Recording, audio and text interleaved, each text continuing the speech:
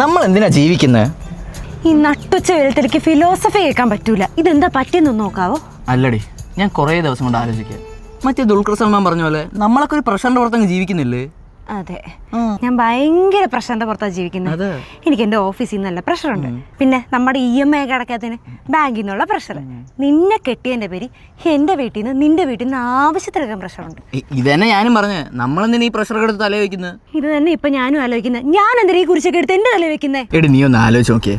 നീ എന്ന് രാവിലെ എണീക്കുന്നു, വീട്ടിലെ പണിയെടുക്കുന്നു, ജോലിക്ക് പോകുന്നു, ഇനി പിള്ളേരുണ്ടാകുമ്പോൾ അവരെ വളർത്തുന്നു. ഇതൊക്കെ ആർക്ക് വേണ്ടി? ഫുഡൊക്കെ സമയത്തിന് കഴിക്കുന്നുണ്ടല്ലോ അല്ലേ? പിന്നെ ഗ്യാസ് ഡൈജഷനൊക്കെ വേറെ ഓക്കെ അല്ലേ? ഒരു കുഴപ്പമില്ല, ഭാഗ്യം. അപ്പൊ ഉറക്കവും ഓക്കെയാണ്. ഇതപ്പം അത് തന്നെയാ.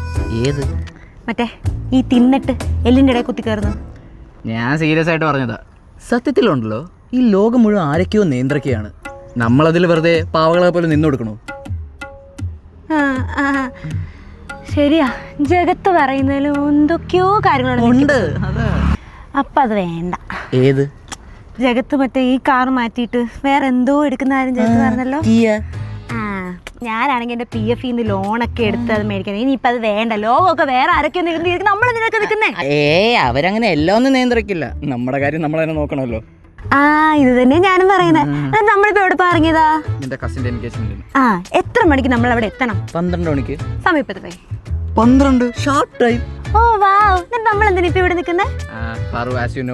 ഈ ലോകം മുഴുവൻ കടുത്ത സാമ്പത്തിക പ്രതിസന്ധിയിലാണ്. അൺഫോർച്ചുനേറ്റ്ലി നിന്റെ ഭർത്താവ് അതിന്റെ ഒരു ഭാഗമായി പോയി. നിർത്ത്. ഞാൻ പെട്രോൾ അടിക്കാൻ തന്ന പൈസക്ക് പെട്രോൾ അടിച്ചോ ഇല്ലയോ? That's what I'm saying. Crude ഓയിലിന്റെ നാഷണൽ മാർക്കറ്റ് എത്രയാണെന്ന് പറഞ്ഞറിയോ? ഞാൻ തന്ന പൈസക്ക് പെട്രോൾ അടിച്ചോ ഇല്ലയോ? ഇല്ല, അതല്ലേ ഞാൻ പറഞ്ഞോണ്ടിരിക്കുന്നത്. ഈ ലോകം മുഴുവൻ ആരൊക്കെയോ നിയന്ത്രിക്കുക. ആരൊക്കെയല്ലടാ, നിന്നെ പോലെ മൊണ്ണന്മാരാണ് നിയന്ത്രിക്കുന്നത്. പിന്നെ നീ വീട്ടിൽ വരുമ്പം ഞാൻ തന്ന പേപ്പറിൽ ഒപ്പിട്ടിരിക്കണം. പറഞ്ഞു പാറു, ഊബർ വിളിക്കാം, അതാവുമ്പോ നമുക്ക് നിയന്ത്രിക്കാം.